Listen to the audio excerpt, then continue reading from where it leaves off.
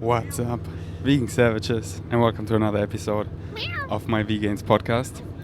This podcast, you gotta speak up a little bit. Okay, I'm here. Can you hear me? Yeah, perfect. What are we doing? We are currently on a visa run to... Which country are we going to? I think Malaysia. We're going to Malaysia. We're going to Malaysia. And Faraday did this last month, or the month before. Anyways, he did a visa run like this before, and it was crammed in the car with like many people for 10 hours. And was just like, no! And then we have to do one more before we go to Europe. So what did you do, baby? Yeah, first, should I tell you about it last time? Mm-hmm. Should I let you know, vegan savages? Tell us. Okay. Because last time I was here, it was great because it was Corona, so you could just do a visa extension. You mean like last winter, yeah? Yes. Yeah. And this time, you cannot do that. There are many ways you can do, but what is currently the easiest and cheapest way is to do a visa run. And there's this Mr. Kim, and he does it all perfectly. But it's just like our system is so shit, and this is another example of it. You take this boat for 3 hours, and then you sleep at this place, and then at 2 or 3 a.m. in the morning, you go in this bus full of people to drive to the border for over 5 hours. And it's not a safe place at all because the bus was going so fast, it was racing, that you cannot relax and you're just so tired. And my higher self is like, Ferdi, what are you doing?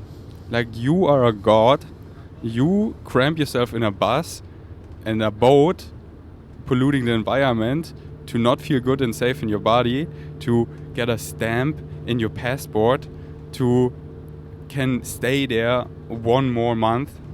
What is even a border? Like, where should I even start? And then all the way back, the way back was like really tiring because you're already so done, and you just want to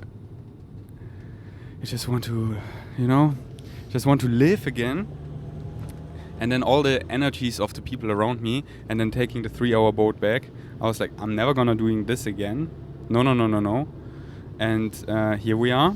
But yeah. Doing this again? No. This time, vegan savages make their own luck. We do it my style, which is we do it all in one day.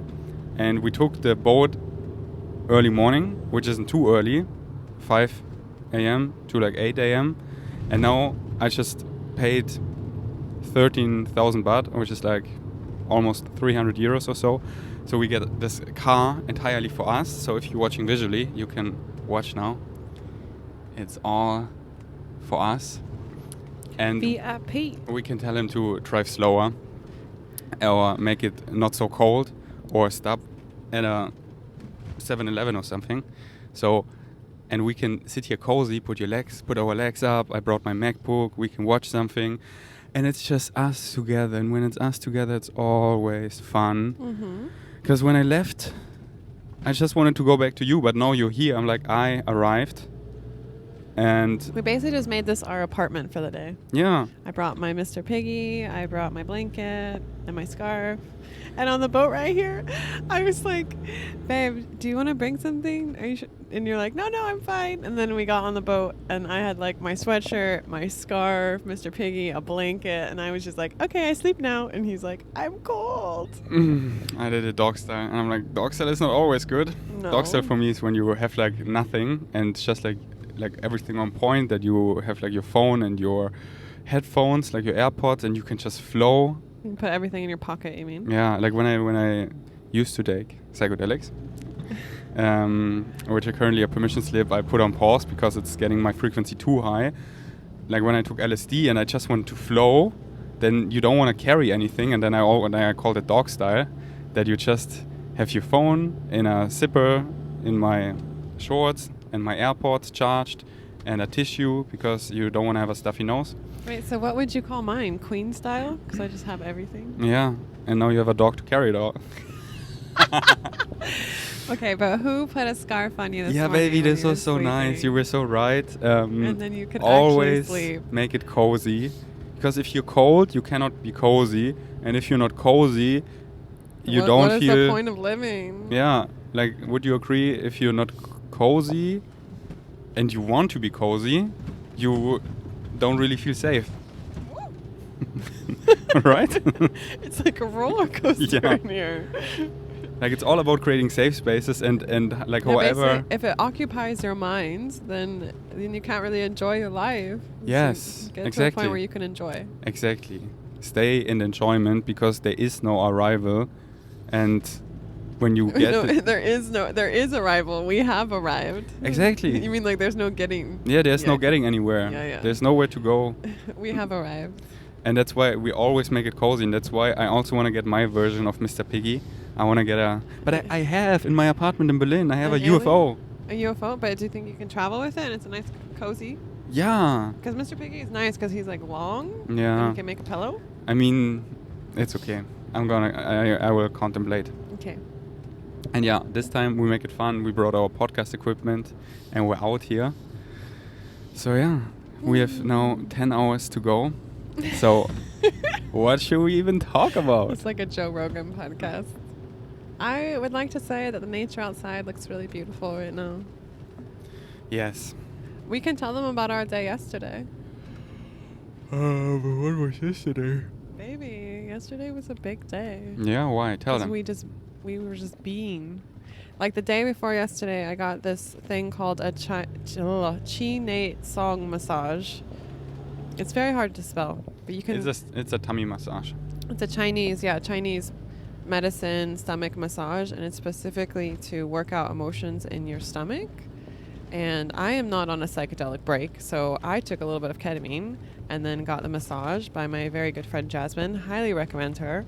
And But I wouldn't call ketamine psychedelic. okay, whatever. And it's a great permission slip to kick you in your body, but it's Yeah. not like visual outer Yeah. space. Ketamine's amazing if it's used in the proper way. Everything's amazing if it's used. Okay, not everything when it comes to drugs, but like, anyways, it was really good for me, this massage and taking a little bit of ketamine, because it helped me to work through a lot of my emotions and to release them. And I felt so much more in my body and so yummy afterwards. And yesterday I woke up and I was just feeling like, so good. And I just went into the field and like laid under a tree and just like listened to meditation music. I was like watching the clouds go by. And then I was feeling into like the place I've felt the most home, because we've been really calling in like being in nature more. And I kept coming to me this place in Wainom, which is my friend Nathan who made Wainom, his villa there. And I was just like, ooh, I loved staying at his villa. It was so nice. And then I just thought, okay, what if we tried to stay there? And then it's a very magical story about staying at his villa, but it's been very unavailable for many, almost a year now. And synchronistically, now we are going to stay there next week. And I'm so excited. And then I came back to the house after all of these things were working out in the universe. Now we're going to go to Wainom next week. And you were still home. And then I asked you, oh, did you not leave? And then you were like, I left. I went and got a cacao. I drove towards the gym, and then my body was like, nope. I made a loop, and I came home, and my body told me the most productive thing right now was to meditate. And so you had your little eye mask on and your meditation music going, and it was so cute. And then we just kind of were basically going in and out of the spirit world all day. Like we just like talked, and then we would like lay down for a nap, and then we would talk some more, and then we went to the beach, and then we were like in the water swimming and just talking about all these spiritual things. But it felt very I don't like using this word, but like productive, but in a spiritual way. Maybe it's like always follow your highest excitement. It's excitement. This is when you follow what excites you moment to moment, you embody your authentic self and you become more and more your true natural self, because this leads you to this thing and this leads you to this thing. And a vegan savage asked yesterday, like I asked because I want to bring my German podcast back, what should I talk about in my German podcast, and he sent me a voice message, and it was a great question. It was basically explain more. Like I always talk about how to follow your excitement, but he asked, describe more the sensation of how it feels, like what excites me. And like yesterday, or how you greatly explain it, it's this your body tells you, you get an image in your head, like, do this, go there, and then stop questioning, like, why would I do this, like, if it, like, this, just this, and not what's then, and and like yesterday, I saw myself like, I want to get a cacao at Deli Devi, so I went, and then I wanna drive to the gym, and not even thinking like, what am I gonna train or any of that, I just want to drive to the gym. Mm-hmm. And then, like, when I came closer to the gym, it's like a good solid 10-minute drive. I was like so, like, just somewhere else in spirit, and then I was almost at the gym, and then, do I actually want to go to the gym? And then, like, no, Mm-hmm. I don't want to train. I don't want to train today. I could easily do it, but and most people do, because it's just they force themselves, because they think they hate themselves and they want to arrive somewhere and they need to better themselves and blah. The best way to better yourself is to listen to your body, and your body will greatly reward you. So I was like, no, I don't want to go to the gym, and I took this big loop and drove all the way back, and it was so nice because I love riding a scooter on my, and I could feel the caffeine, and then I was like, what is my highest excitement? I was like, I was seeing like laying down, and I was thinking like, where do I want to lay down? I really want to lay down, not just at a cafe or at the beach or somewhere. I saw my sleeping mask, so I drove back home.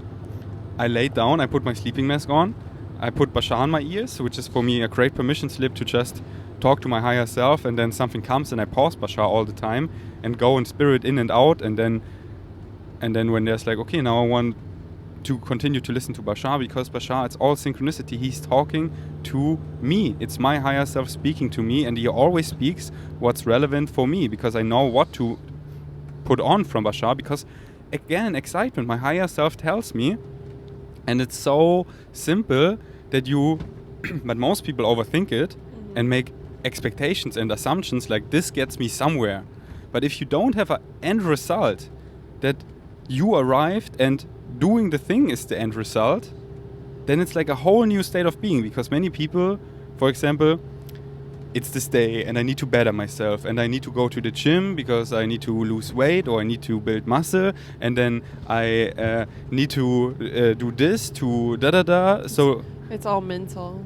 yes, and they think it's their excitement, but it's all based on conditions. And when you study the formula and get it, no insistence, no assumption on any outcome, that the thing itself is the productive thing, is the arrival, like that there's nowhere to go. When you get that there's nowhere to go, then like, yeah, I want to feel good in my body, and my body was like, lay down. And when I lay down, I felt so good, like I wasn't sick or anything. I was just like, my body is like, do this, and then it gives me this feeling like you don't have the energy to, like, you don't be excited to burst out a workout, you be excited to lay down. And then I'm in this state of being, and when I lay down, my body so greatly rewards me by feeling really juicy and yummy. And we were going deep in spirit. I was getting all these downloads, and just the power of closing your eyes. And this was a first for me yesterday, kinda. The power of closing my eyes, caffeinated. That I used the caffeine rush buzz, the little one I love, for closing my eyes and being in spirit. Like my brain was like, boom, boom, boom, boom, in a nice way. And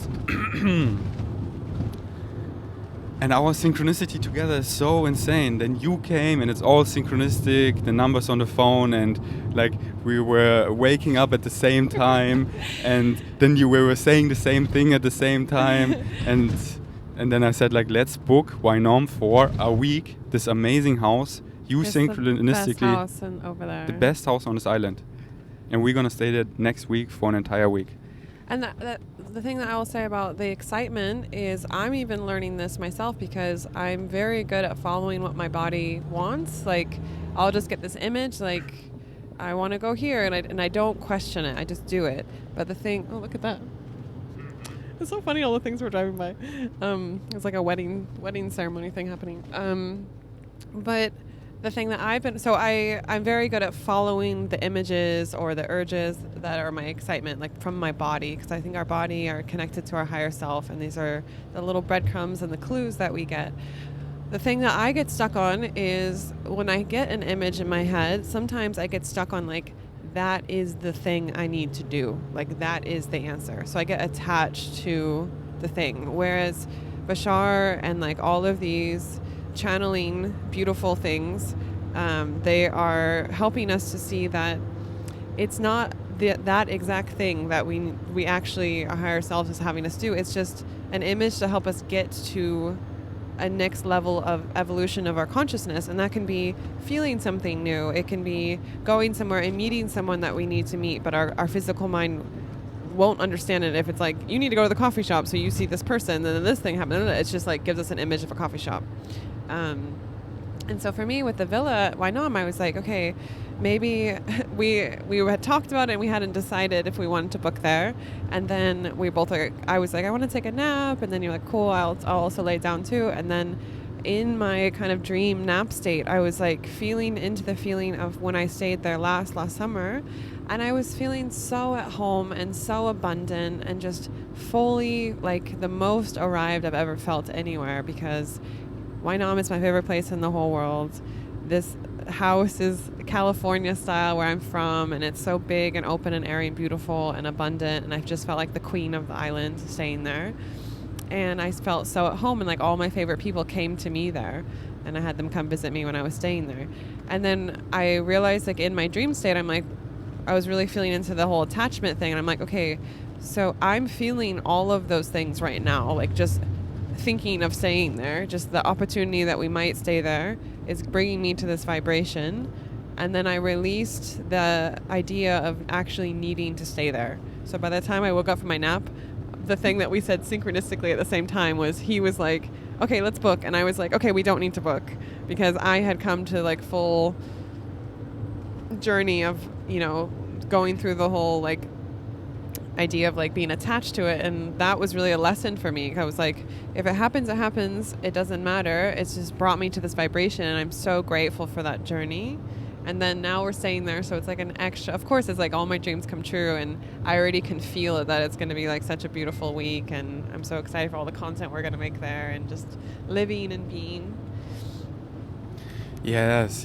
One more thing about the formula, because I love speaking about the formula, because this, like Bashar said, when people really get the formula, like this is the toolkit, this is the script, this is what we're all looking for. And when we're getting like, whoa, this is quote unquote the secret, this like hits like an atomic bomb of positivity, this is it. Because it always comes back to like we are physical beings, we use language, and this formula, putting it in these words, is like, it describes the mechanism of how to be your authentic self, the greatest gift, how to be your true natural self. And it's like this analogy, your higher self is on a mountaintop seeing the bigger picture, and your higher self is you, like your whole you. You don't want it? I saved it for you. Oh, nice, thank you. And your physical mind is down on the valley seeing hardly anything, so we can have this physical experience, and our higher self guides us by this feeling we describe called excitement, joy, ecstasy, love, follow your bliss, follow your heart. It's like this, this feels right, this is who I am. And then, but when it comes to following that, like I could talk about, I just love talking about it. Like, you are your higher self right now. We are in spirit right now. Just a portion of us is dreaming that we are here, and what is our destiny, our hallway, our life theme is the free will of our higher self. Like, we chose that, and down here we want to fulfill that. Like, we want to walk down that hallway, and we are guided by the feeling of excitement, and we are guided. And many people, when they think they are in charge, like, I am my physical mind and I am in charge. And then when it comes to just following the formula, because this is all you're designed to do, just follow your excitement. You're not designed to know how. You are fucking not designed to know how. But most people, especially Germans, Austrians, Switzerland, so smart, but then often so in the way, so in the head of I am in charge. So, okay, this excites me, but where does it bring me? And how financially? And what is next week? And what is my living situation? And where am I gonna live for the next 5 years? And should I travel there or should I rather stay here? Like all these big thoughts. Just push all of them away and know that you are guided, and it's moment to moment. Like what excites you in this moment? And it will be all connected to all the bigger things, because it always comes back to there is only the present moment, and all these bigger questions you're not designed, you're not meant to know how. So just follow it moment to moment. In this moment, right now, of all the things you can do, what just contains a little more excitement than anything else? Pick that. And you cannot fuck it up, because if you pick just something that excites you, it's not your highest excitement. Synchronistically, you will be guided to your highest excitement. And it's often not the thing itself. Like, I am excited to go to the beach, but it's not that, like, I'm so excited to go to the beach. To this particular beach I usually don't go, and it's nice at the beach, but the biggest reason my higher mind gave me that is that I overheard a conversation, and it's just made click, click, click in my head for a thing I was thinking about a lot, and it just gave me the solution. But I wouldn't be excited otherwise to go there, but I would be excited to go there for a walk. So your excitement is often just to get your engines moving, to be somewhere, to just then synchronistically bump into that and this, and then that happened. And so it's just this nice breadcrumbs your higher mind gives you. So just enjoy them and don't think about, but how about making the next breadcrumbs, and where do the breadcrumbs lead? Like, it's fun to think about, but you're not designed to know how. You can just sit here and eat popcorn, and it's making click, click, click, that you become more and more like the formula got us to this point where we are our higher selves, and we see the bigger picture of like, this is my life theme. But then when it comes to the details, I enjoy being my physical mind. Every night when I dream, I'm in template reality, and I can sense and feel where things are going, and I have a saying in that. But right now I can so jump into my physical mind and just enjoy it. Because my higher self, which is also me, is like, Ferdi, I'm making all this for you so you can be the hero of your own fucking movie. It's amazing being your physical mind. You have all this guidance. It's like these parents we wish to have that are hugging us and like, hey, this way. And we all have them. It's our higher self. It's us. And we can just be our little kids. We can just be our physical minds. And moment to moment, what excites me the most? And just trusting that it's all going to work out. Yeah, I want to add one more thing to the guided thing. Because what I always say to myself that's helped me, like, it's always helped me to tell myself, and I really do believe this, that I'm guided and protected. Because I think if you grow up in an environment where you feel really unsafe, or there's a lot of, just unsafety around, and if that happens from the ages of 0 to 7 years old, that's like when your physical mind is constructing itself and building its belief programs and creating whatever it needs to for the physical mind.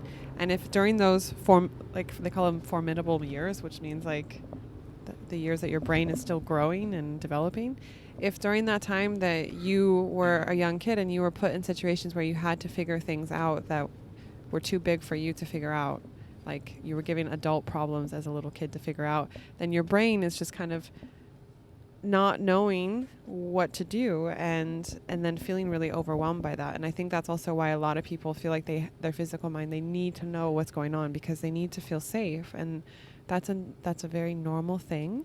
And this is why I love saying to myself, I'm guided and protected. So my higher self has created this protective bubble around me, so then I can follow my excitement and follow the breadcrumbs and all the little clues and have it be a fun game, because the whole time I'm protected and I'm safe and it's okay and everything's going in the direction in like a really positive way.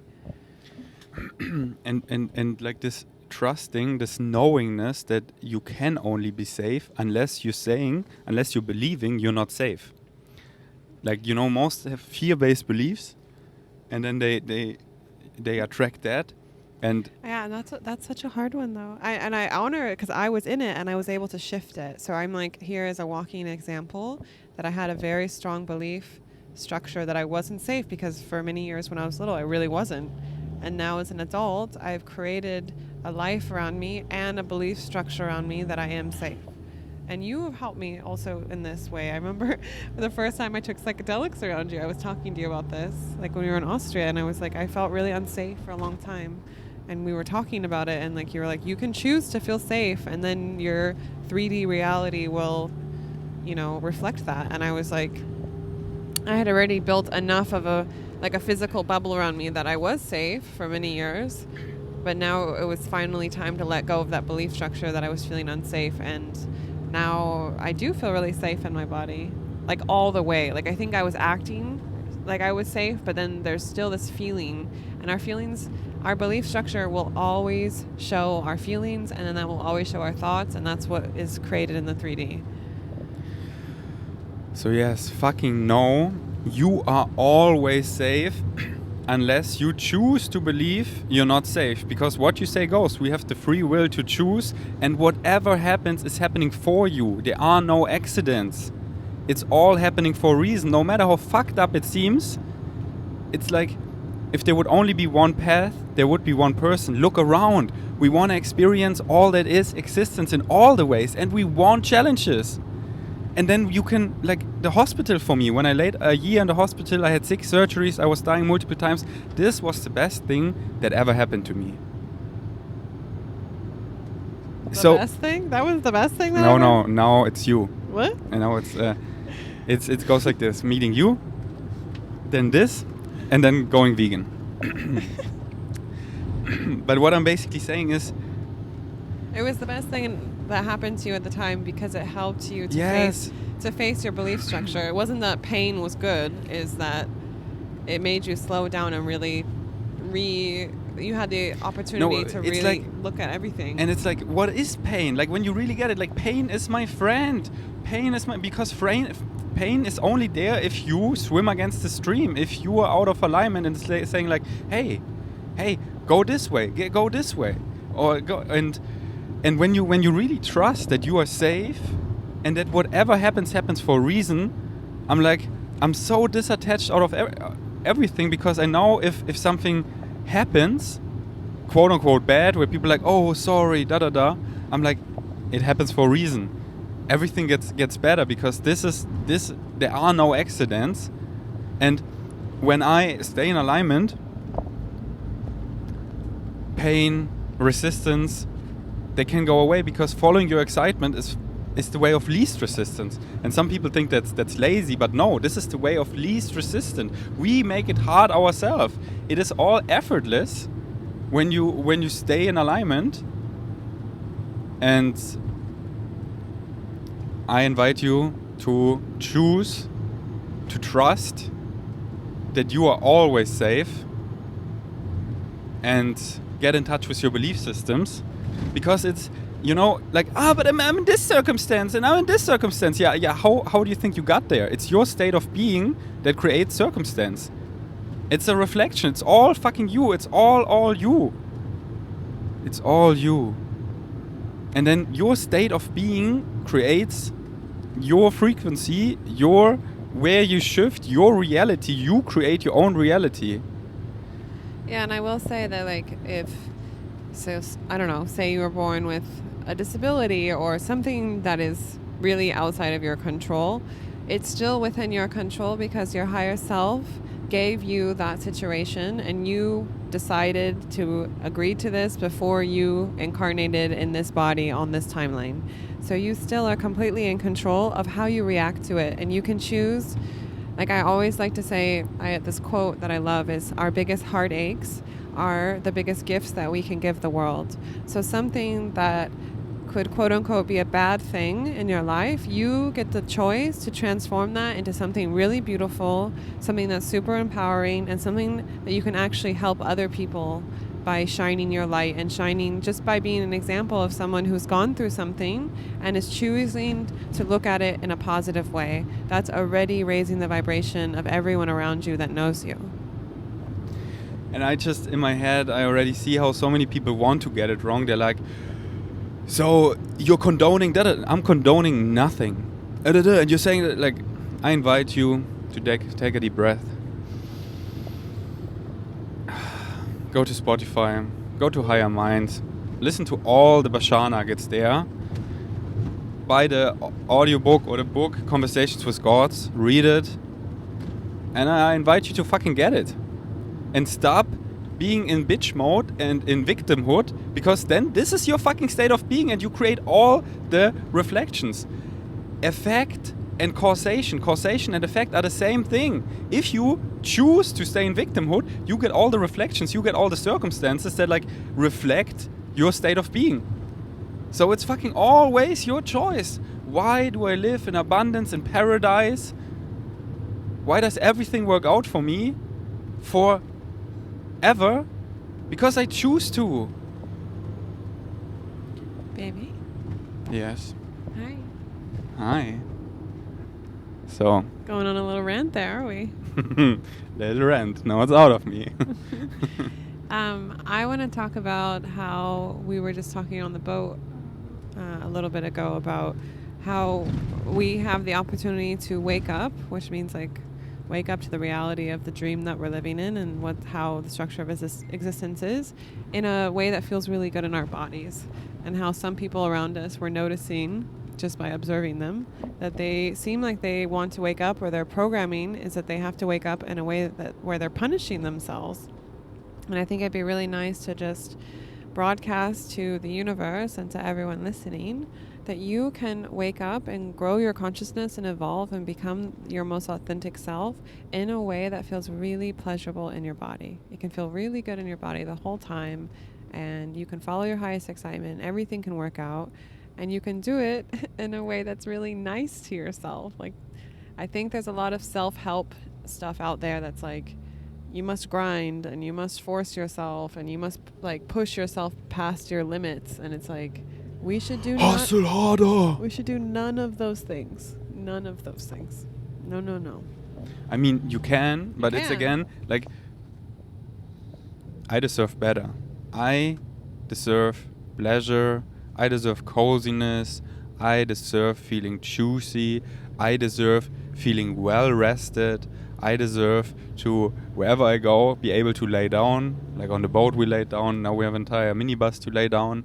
I deserve healthy vegan food.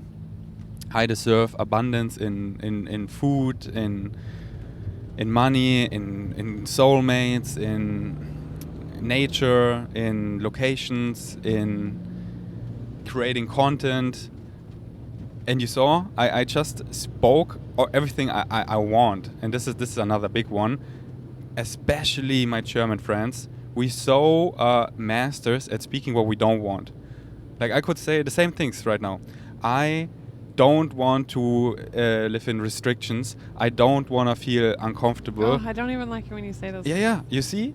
And then it's like words. Everything is energy. Everything, like thoughts, words, deeds. Everything manifests in like you shift in that reality where like it's your, like it's not manifesting that this magically I conjure it up. I shift in a reality where it matches my state of being. And what is your state of being? It's your thoughts, it's your deeds, it's your actions, it's your energy, and this is everything. That's why get in touch with your belief system, your beliefs and definitions. And these will form your emotions, your thoughts, your behavior. And I today chose, I do a weekly challenge, you know, my vegan savages, my OG vegan savages. I love challenges. Like when I read the 4 agreements back then, one of the 4 agreements is don't gossip. They call it black magic. And I was doing it with my friends, like let's stop talking shit about others. And I really took it my best effort for a month, and I was like, this is amazing. I never want to go back. So this week, and why I like challenges, and then I make them like as short or as long, and not be rigid about it as all, but just I'm really excited about it. And when I make it a challenge for like a day or a week, I really focus on it. So I change my brain structure. So I focus on getting out of this limiting German negative pessimistic brain structure of saying what I don't want, but saying the opposite of what I want, like speaking it in. And you just saw how me speaking it in of how I want to feel. And yeah, I see many people punishing themselves of growing, and they do also challenges, but in this way where they like be so strict about it. And I'm like, is this really your excitement? And it, many things, they are great. Like you're doing a darkness retreat, doing a Vipassana, 12 days meditation, doing this. But I see some people, they're just never stopping this. And one good example, Julian, a friend of mine, he was on my German podcast. He went to a 12-day Vipassana retreat, and right afterwards he went to my Vegan Savage, my flow state retreat. And on the podcast he said, like, Vipassana retreat was so great, but the flow state retreat changed my life forever in the most beautiful way, like experientially, because it's like you can sit there and but experientially, and you can have it all together. You don't need to many people think oh yeah, now it's painful, now I grind through, and then I'm in no, it's your excitement. Like often you are in your way by not following your excitement because you think I need to continue to meditate. No, when I'm not excited to meditate anymore, guess what I do? I don't meditate anymore. I do whatever excites me next. And it's in this nice flow where you can call it whatever I'm doing. I'm just laying there? Do I listen to Bashar? Do I meditate? Do I fall asleep? What am I actually doing? I do all these things. I'm just being. I'm just following my joy moment to moment. And my higher self is like, listen to Bashar, and then stop, and then think about this thought. And then I go into dreamland, and I be in spirit, and I wake up. And then it's just in this nice flow of, I don't put any labels or words on it. I'm doing this. I'm just out here being my authentic self, shining, following my joy. So if you guys want to join the challenge with Ferde, I can share a little bit more of how to do it. So for 1 week, basically, if you have studied the structure of how our belief system, structure of, what do you call it? Like when it's like beliefs, thoughts, emotions, thoughts? Yeah, it's all the mechanism, the structure of reality, structure of existence. Okay.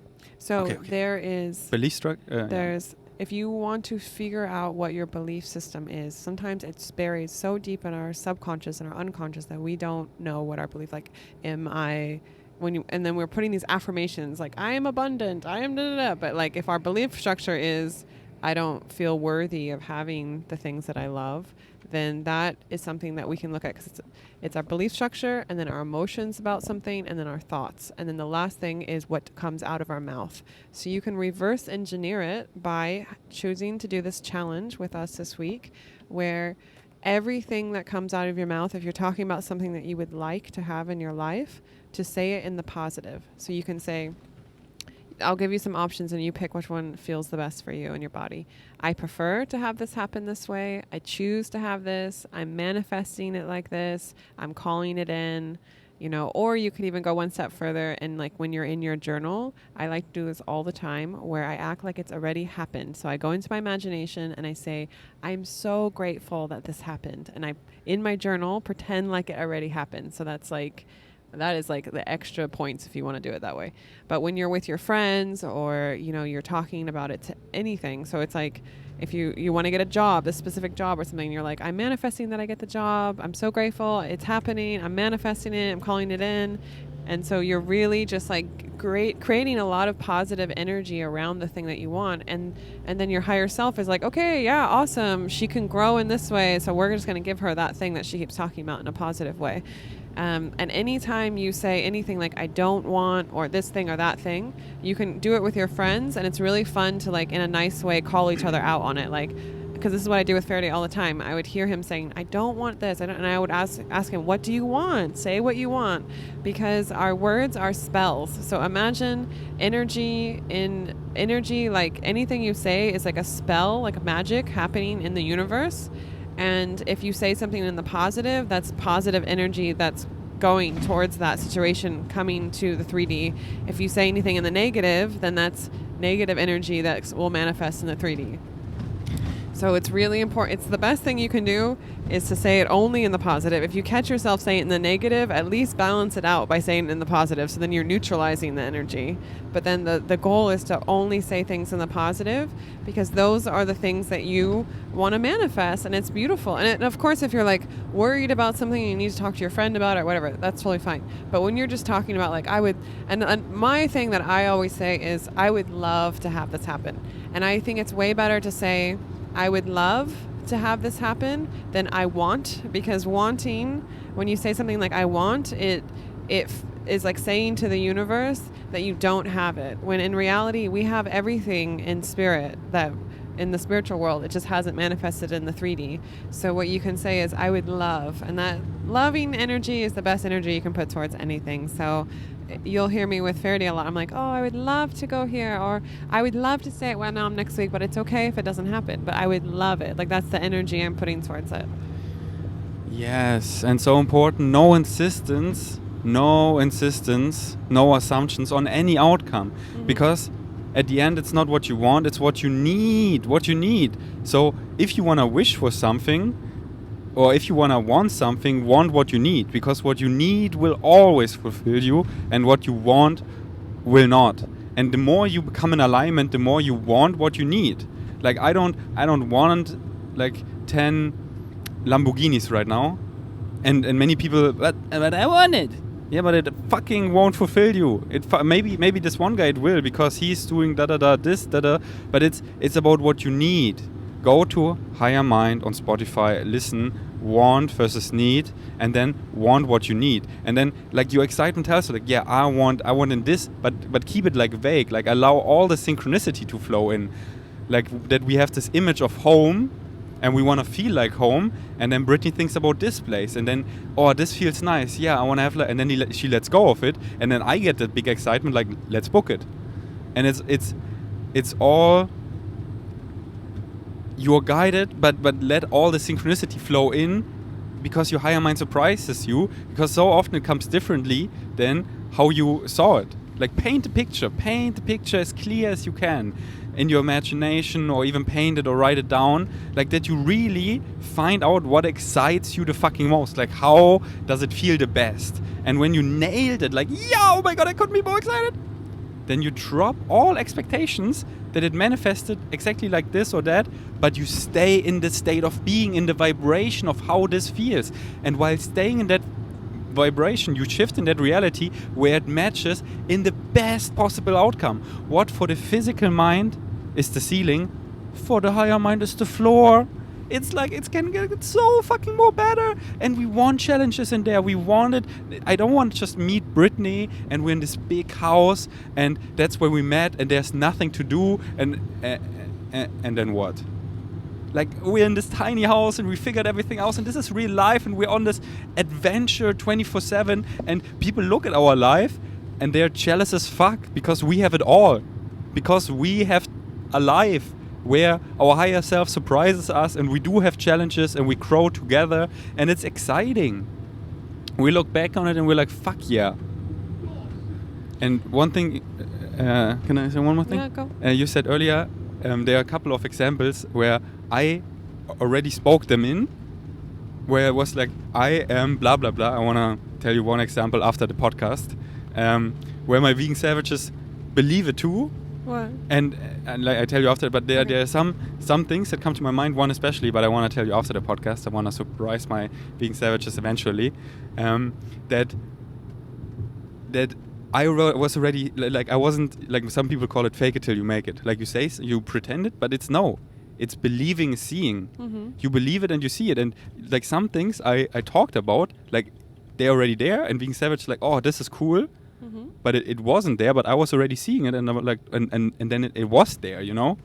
Yeah, I kind of, my body cringes a little bit when you say, like, don't want something, need something. It's like, I was raised with this programming in my religion that it is like a shameful thing to want or it's like to call in and manifest abundance into your life. And yeah, but abundance is great. But listen, so I just want to like clarify for people who might have the same programming that I was raised in, that your higher self is always guiding and protecting you to whatever it is that is like the best thing for you and your growth right now, and also what can feel really good in your body right now. So it is such a beautiful thing to call in and manifest like a super abundant life for yourself, and like everything that you want to and you want to imagine. It's just the wanting, that specific energy when you say out loud, I want something, is like, it's like, it almost creates like this negative energy charge, because it's like, I want this. yeah, like a little baby being like, meh.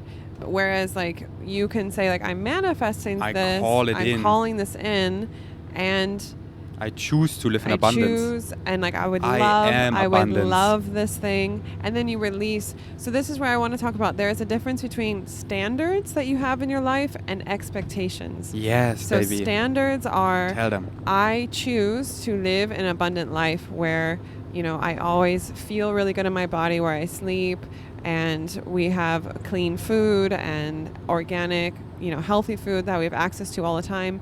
I have a standard of like having someone in my life that I love so much, like my boyfriend will be at this standard, and I will not choose to be with someone who's below this standard. That is very different than an expectation where it's like, you know, I expect I have to live in this specific house, And and he I has have to, blonde hair. and like my boyfriend has to look this specific way. So there's a standard, and the standards usually go along with how you feel in your body. So your standard is like, I want to feel this way when I am in my home, or I want to feel this way when I have this amount. Like I want to feel this way, and whatever amount of money I need, that my higher self knows that I need in order to feel abundant, that's what I want in my bank account right now. And my standard is that I will have, you know, I choose to have a loving partner, and I'm going to let go of expectation of who that person is. My higher self knows, but my standard is that I will feel really good in my body around my partner. I feel love, and I can love them in a really healthy way. So you can call in very strongly and very confidently your standards of what you will choose to have in your life, and then you let go of expectations of how it actually shows up in the 3D, and you give a lot of space for your higher self, who's always guiding and protecting you, to bring even more amazing things in the 3D than you can even imagine right now. Baby, you're so good with words.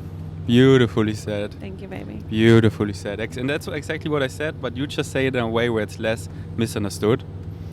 And yeah. It's more understood. You see, thank you, please. Especially this week, baby. Please. And if I do it, like, slap me next time. That I really change my brain structure. I don't want to hurt you. Like, slap me as hard as you can. And then fuck me. Baby. Yes, I'm just being honest, you know? Horny? Yes. You too? Always. Always and always. Yeah, one more thing I want to say about this is that, like, mostly we and most people don't know what's good for them. So they don't even, like, that's why no insistent, don't be specific. Like, yes, abundance, and then let the abundance flow in, not what you want, but what you need. Because all forms of abundance, because many people just focus on money.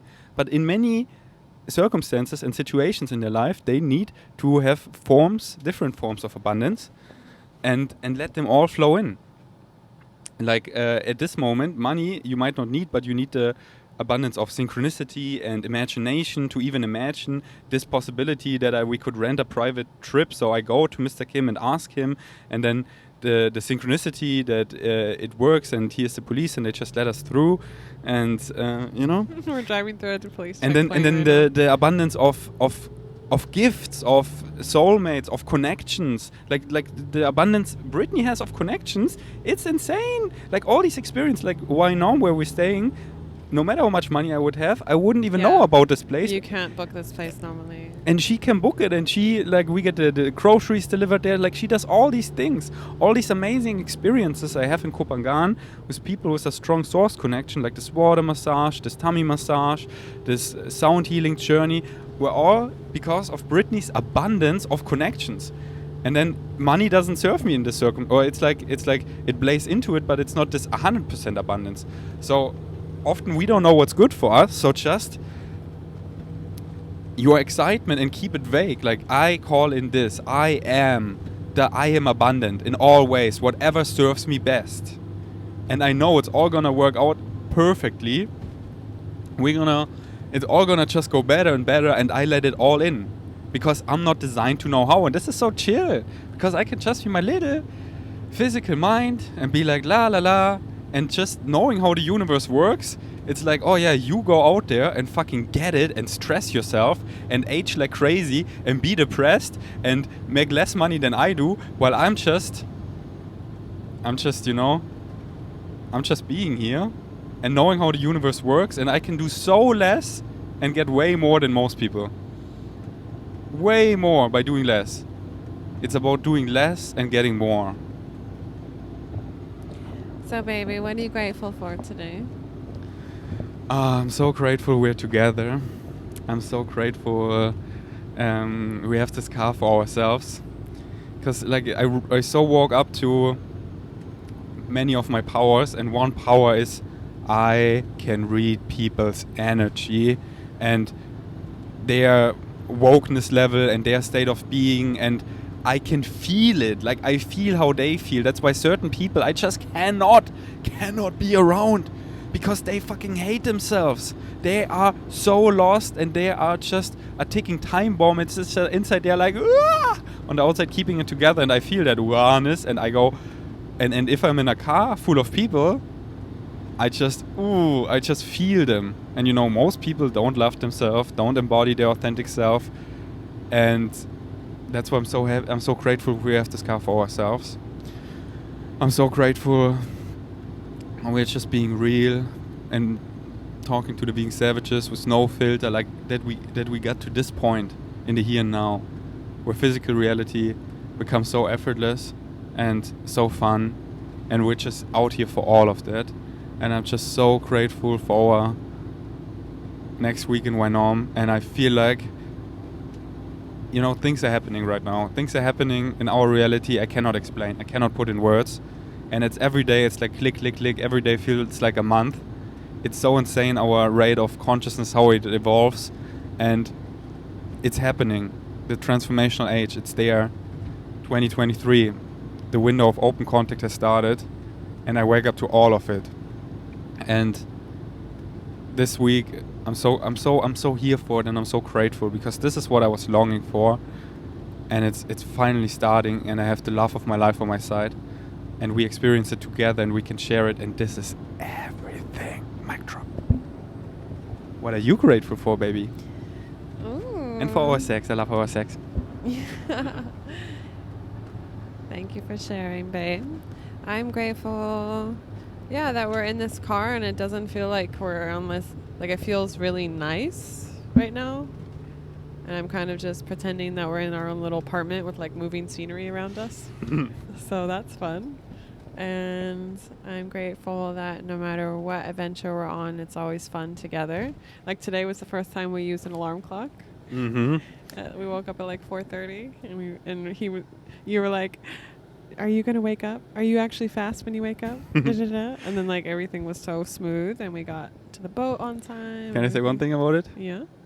Just, I love our synchronicity of everything, and experience it all together for like these first times. It's so exciting, you know. But before I woke up, I dreamt about us traveling, and then like this. And then waking up, and then just the dream just continues, you know? Like, now we're in this physical dream, and before that we were awake in spirit, and just the synchronicity, and just how we are as this team. Mm-hmm. Baby, I love us so much. Me too. Like, I'm so excited to invite Vegan Savages even more, that I call in AI that films us 24/7, and at the end of the day, they just get a 30-minute real vlog of us being us. And it's like so cute, so woke, so synchronistic. But it's like, you know? We'd have to edit out all our sex, baby. Or put it on another platform. Because how we make love is like real love, and people should be inspired by that. Baby, I don't know if they can handle it. But that's what it's about, making people uncomfortable with real love. Okay, so I'm grateful. But I'm so grateful that we're going to Wainom next week and we're staying at Nathan's house, babe. Like, I probably am going to cry when we get there. It's that house last year when I stayed there during the summer. It was the first time in that house. It was the first time I did DMT. And it was such a magical experience. And it was on my DMT trip, I felt your energy for the first time, like coming in. And I was so comforted by it and so in awe of like this love that was possible. I always knew it was possible and it was my standard. And I'm grateful that you exist, that you're real in the 3D. And you can touch me. And I can touch you. Yeah, I'm grateful also like for all of our traveling coming up. I'm super excited to like go on a plane together for the first time. I'm also the thing I'm least excited, you're excited. I'm excited about being in Austria. I love being on planes. And you're like, I like being on it. Because for me, being in the plane is like being in the womb. It's like you're in this like safe bubble where no one can touch you. What? Yeah. And you're safe bubble? And like, as in like, it's a lot of times when I'm on the plane, it's like I'll send a ton of voice messages to all my friends knowing that they cannot respond to me. And it makes me so happy. Because I'm like, I can send you all this love and I don't have to respond to anything you say back. But should I remind you of your last plane ride to Europe? Okay, don't remind me of that. Okay, just saying. Okay, I'll tell everyone. Before COVID happened, I had business class flights for a year because my friend worked for the airlines. And so I was flying like first class, drinking champagne, doing the whole thing. And then... The whole thing. The whole thing. The drinking whole shebang. Champagne and the whole thing. Whatever that is. All the things. All the things. And it was just so cozy. Like I basically had my own bed. I could just lay down. But were you actually drinking champagne? I did. I don't drink often, but if I am... You never drink. I never drink. But if I am on a first class flight and they're like, would you like some champagne? Yes, I will have a champagne. So it's like my one drink for the year. And does it feel good in your body? I don't really drink all of it. It's just fun to like... Baby, you're so cute.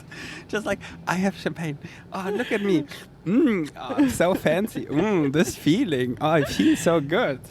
It's so fun. Okay, and then last year when I went to Europe for the first time after COVID, I had a panic attack on the flight there, and I had to like sit in the flight attendant seat in the back. I was not flying first class this time. I was flying like the normal people. And it was rough. It was a very rough time. But I was also alone, baby. Everything's better when we're together. Everything. So anyways, I'm grateful for all of our travels, and because I love traveling and I think it's fun.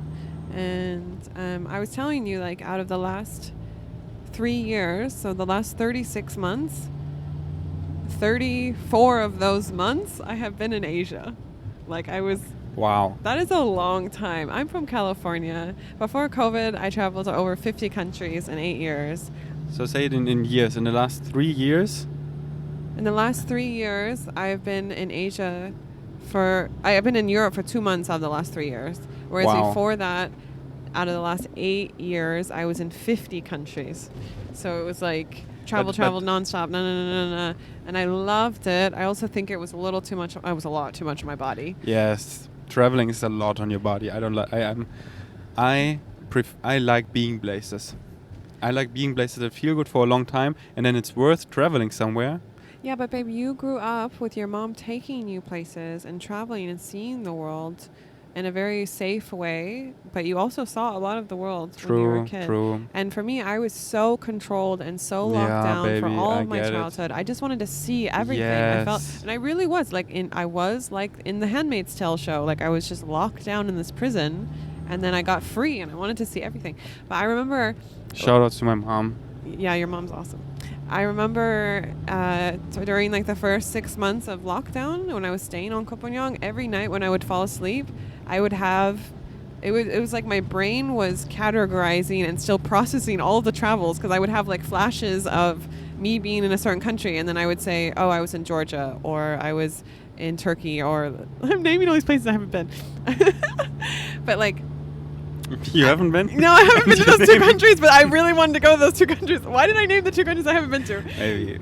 But like, basically I would be like, okay, that was when I was in Portugal, or that happened when I was in Italy, and it was like my brain was so overloaded during all the traveling years that I wasn't like fully integrating all the experiences.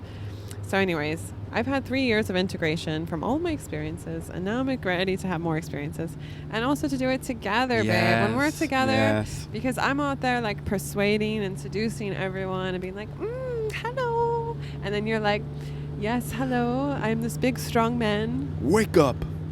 That's how I am.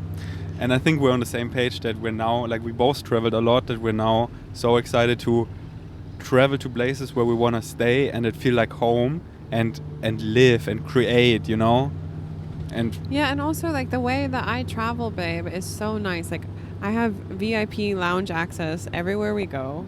So now that you travel with me, we're just gonna be hanging out in lounges. Baby, but I want to be places. I want to be in Austria. I don't want to be in the lounges. I want to be in Austria. I'm just saying, in transit, it'll be really nice. Yes, but I just.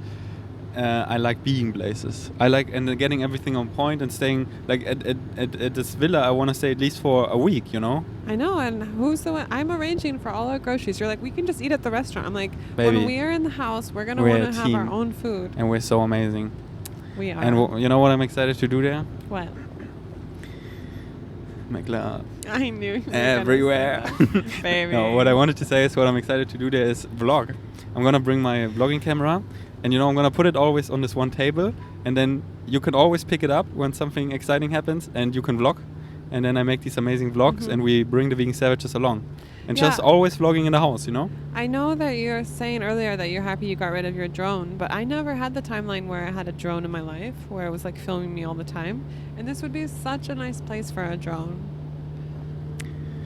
Should we manifest a drone?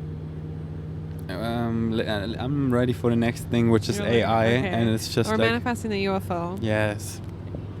An AI that can just film us.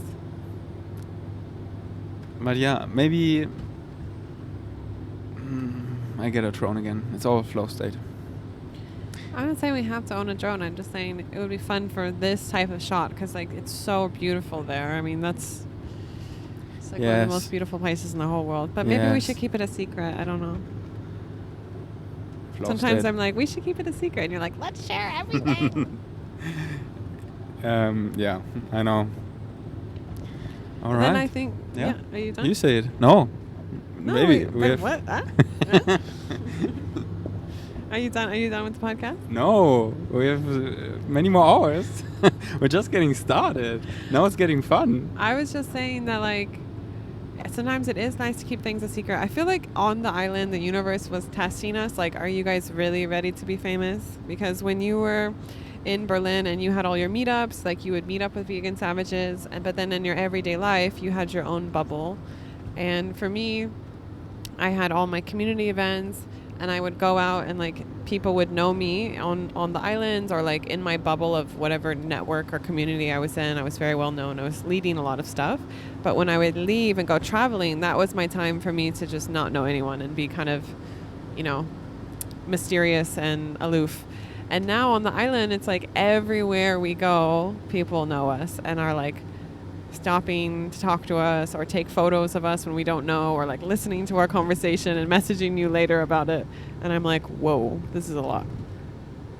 So sometimes it's nice to have places just for us. Yeah, 1,000,000%. But I think we're adjusting really well to it. I'm proud of us. Yes. It's, you know... What, okay, baby? vegan savages, here's what our higher selves kick us. Because so far, my level of fame, reaching people, being exposed, however you want to call it, was in this perfect way. Like the universe, thank you, baby. You're treating me so well. Because I get this amazing reach where I can live a free life. And when I meet people, they're actually cool. And they're on my frequency, but it's not too much, and that I can share places I am, like, you know, our hut in Austria. Like, I vlog, and people can quickly find out where it is, and the only things that happen is that vegan savages put gifts there.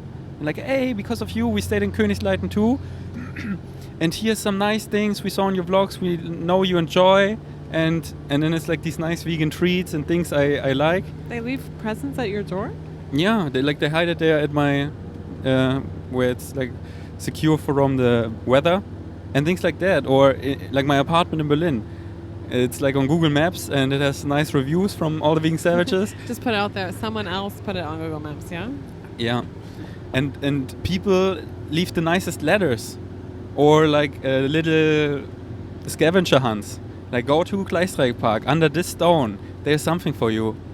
And the That's worst cute. thing that happened is someone put a dairy yogurt in front of my apartment and wrote my name on it, and I'm like, okay, this was Dairy yogurt? so unnecessary. Yeah, like, okay, hater. That's so weird. Okay, hater. But you know, other YouTubers, they get like dog poop on fire in front of their dog, 200 pizzas ordered, like shit like that. And you know, it's all energy, and what you put out is what you get back. And I get the nicest things back. But where we're going, okay, vegan savages, you already know. We're gonna pull something, this reality where no one can look away, and this. Maybe say it in the positive. We're gonna pull something in this reality where everyone is like amazed by And looks at it.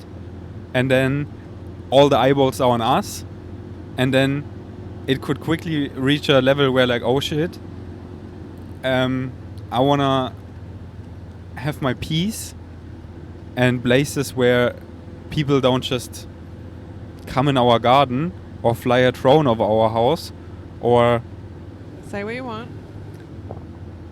yeah, thank you, where people respect us and don't know even we're there. Or they know we're there, but they just respect us enough to give us our space. Yes. And honor our existence by giving us peace and quiet. But yeah, you already said enough about this Why Not place so people know where it is. Because that's the thing. People are savvy. They're super smart. You know? But yeah, you're right. You have a point. In like some places, I don't want to tag it because I wanna. Oh, I'm just gonna get a lot more. Not on the podcast, but just like things that I don't want to talk about. People are just not gonna know about us. I'm gonna be a lot more protective of our bubble, because the other day I was really hungry and I was in a bad mood. Something was going on in our relationship, and we went to one of our favorite places, and you had tagged it, and there was some vegan savages there, and you didn't want to sit inside on the couch I wanted to sit on because we were right next to them. And there's nothing wrong with them. They're amazing people. It's just that I was in a really bad mood and I wanted to be around people that I didn't know. You know, I wanted to be in my own safe, protected bubble.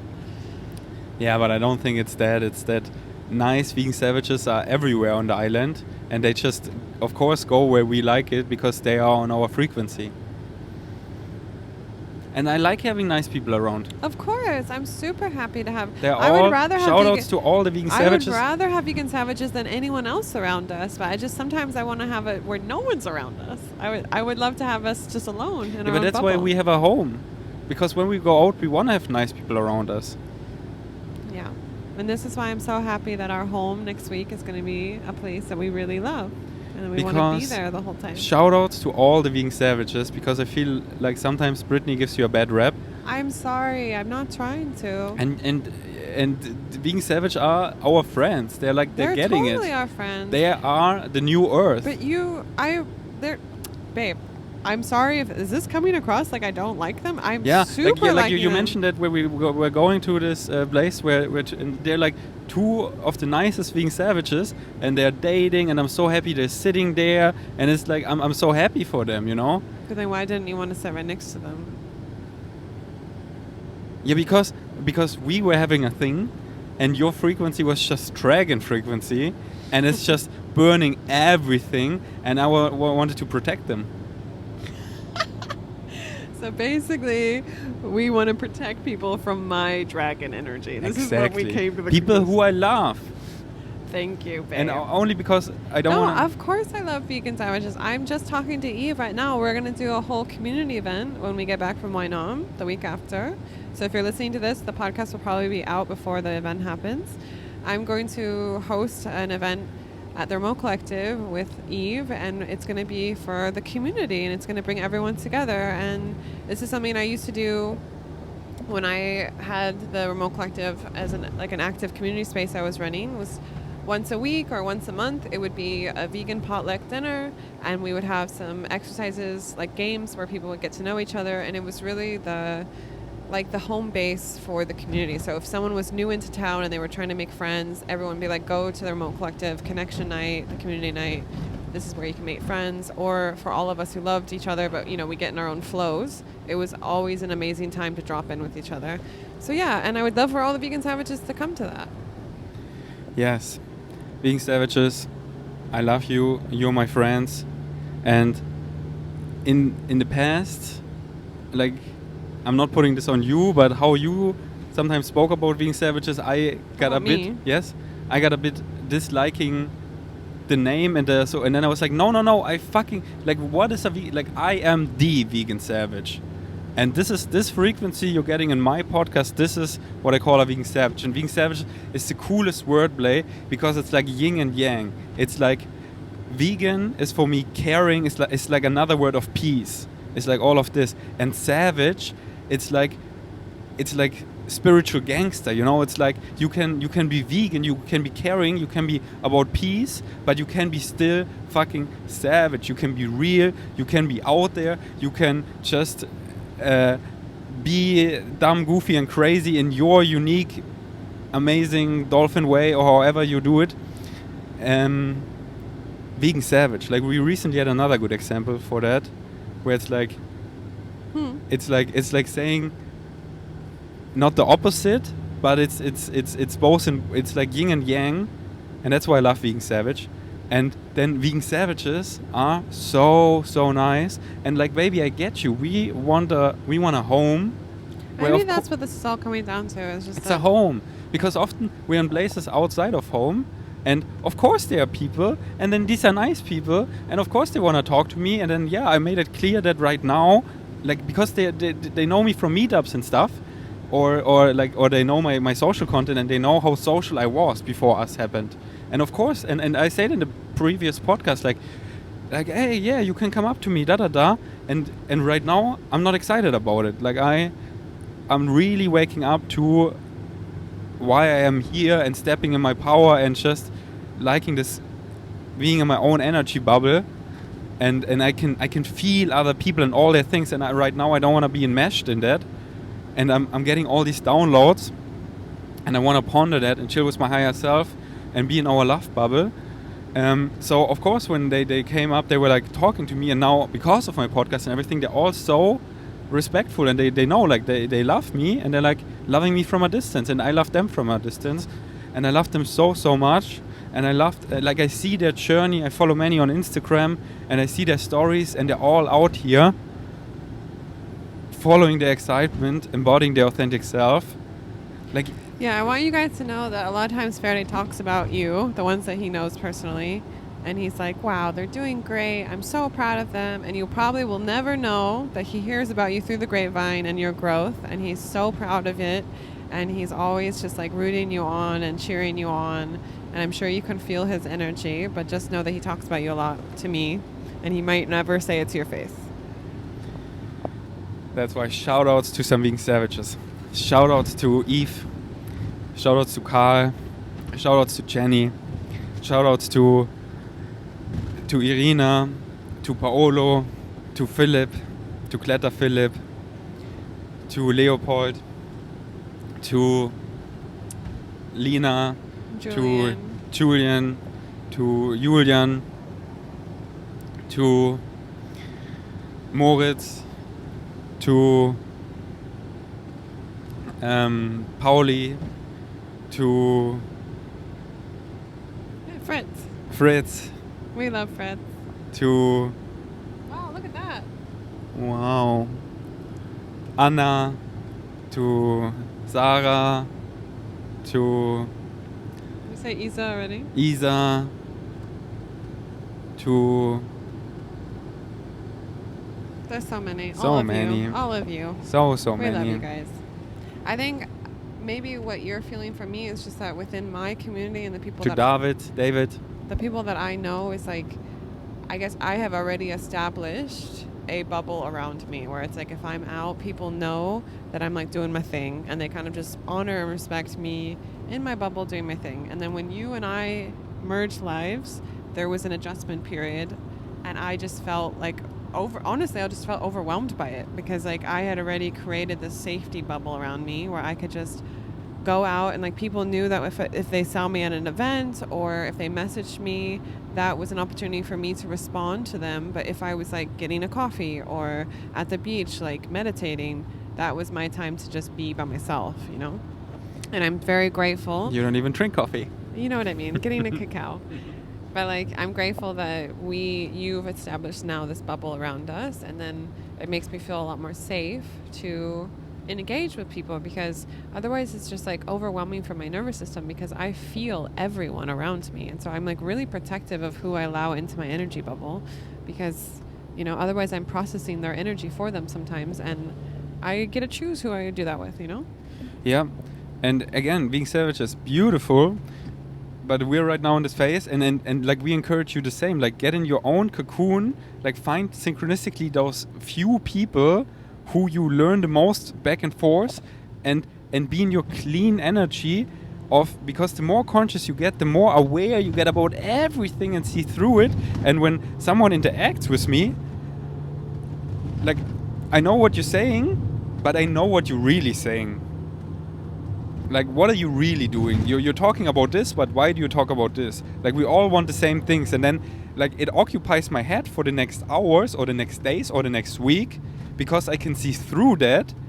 And then right now I'm excited to keep my energy, my mind clear of my own energy, and don't be enmeshed in all of other things, to see the bigger picture, because I'm so gifted of seeing the bigger picture of the new earth and pulling it in. I don't need DMT anymore. Every night I'm in spirit. Every day I'm almost napping and I'm in spirit, and I'm just seeing it, and I'm speaking it in, and it's making click. Everything is synchronicity. The things I Google, the people I specifically go to and talk to them, it's all making click. And then with Brittany, our click. It's so insane. And I want to keep that clean, because I know how it is when I'm caught up in things, and then I'm just enmeshed in this dense frequency of those beliefs and these people and this is right now not my excitement. And I see you all want to wake up to the bigger picture and join the new earth and shift together in this new amazing world and be your part in that. And that part is being your authentic self. So it's more important than ever to get in touch with what excites you uniquely, let go of all that shit that doesn't belong to you, and step in your power. Rah! And yeah, for all the people who are like, oh, is Vegan Savage, does he not believe in it anymore? I fucking love it. For all the people who get Vegan Savage tattoos, rock it. I am the Vegan Savage. You are a Vegan Savage. If you believe in yourself, if they go left, you go right. You follow your excitement. You be your authentic self. You do it even if you do it alone. You fucking listen to your heart. You fucking be the change you wish to see. And you do it your unique way, the unique, crazy, weird way. That's a Vegan Savage. And also, we're super excited when we go back to Europe to make some new merch. And I'm really excited to make Vegan Savage girl clothes, because I want to make clothes that I want to wear. So yeah, that's what's happening. So stay tuned. Maybe how long do you think we're recording? 1 hour and 20 minutes. Wow. Just 7 more hours to go. Okay, Vegan Savages. Now we're gonna talk about. I feel like it's a Joe Rogan podcast. This is like where they get high. Yeah. I brought the CBD joint. Yeah. We can smoke it if you want. I can smoke it. You can hang out. Okay. I feel like you get high if I get high sometimes. Yeah, totally. Maybe. They call it contact high. If you guys. Don't I know am what this a is. reflector of my human design. I'm a 6'3". Wait, okay, tell people how did you feel about your human design reading yesterday or the day before? Did you resonate with it? Yeah. But that's the thing. I already know. And human design, yeah, but it's I already know. It's like human design is a great permission slip, but it's like if you establish your source connection, which is always there, you just tune in and be guided by that and follow that, you wake up to who you truly are. You become more and more your authentic self the more you follow your excitement. This leads you to that thing and that thing. And by waking up fucking early, synchronistically finding Bashar 10 years ago, and I skipped most permission slips. That now, if I would study human design, for me it would feel like going backwards. But if I find someone who has a strong source connection and they give me a human design reading, it's giving me, it's like soothing to hear. Like, yeah, I already know, and it feels great. Like, it's becoming even more clear. It's like confirmation. Yeah, exactly. But it's like, I already fucking know. So if you haven't heard of what human design is, it's something that's really popular in the spiritual community. It's very popular here on the island. It came out in like the 80s. This guy took ketamine and channeled it from the universe. And it's described as, some people describe it as your soul's blueprint. So it's based on astrology, and it's basically your soul came in to learn certain things and go through this timeline. We all know this already, that we already have a certain path that our soul chose. And then the human design is kind of giving you clues on like what your soul theme is and what you're here to do in this timeline. And I learned about human design I've been studying it pretty extensively for 2 years. And again, I had already woken up and was becoming fully embodied when I first learned about it. And it actually helped me become more embodied because it helped me trust my body more. It's a lot about like following your intuition and trusting your gut and everything. So I felt that it was really amazing for me to look at it. But I like Faraday was saying, I had already found myself and knew who I was, knew who my authentic self was. So for me, it was confirmation and giving me way more confidence to like act on who I was, because it's one thing to be an awake person in this world where everyone's asleep and they're all telling you to do it something else and telling you you're wrong. And then when you have human design, which is a permission slip to confirm who you are, and then you have more confidence to go out and be like, no, this is really who I am. I already knew this is who I was. This is just an external permission slip telling me this is who I am. And now like everyone can kind of fuck off because I'm just going to do my thing. And when everyone's doing their thing in the world, we all form this beautiful synchronistic puzzle piece.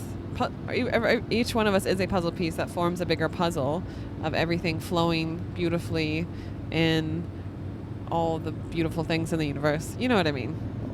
Human design's great. I love it. It's so great. It's like one of the, because you want to have some bites while I talk? I realize I'm hungry. The one who talks, the other one takes bites. Maybe we're such a good team. I made this big porridge and I put a Karma Cafe pancake on top. It is so good. So, like, human design is a permission slip like everything else, you know. If you don't feel excited right now to explain permission slip, listen to one of my latest podcasts. It's called My Optimal Morning Routine, and in the YouTube thumbnail it says something like a deeper understanding of permission slip. Like, really listen to it. I went deep in the channeling state.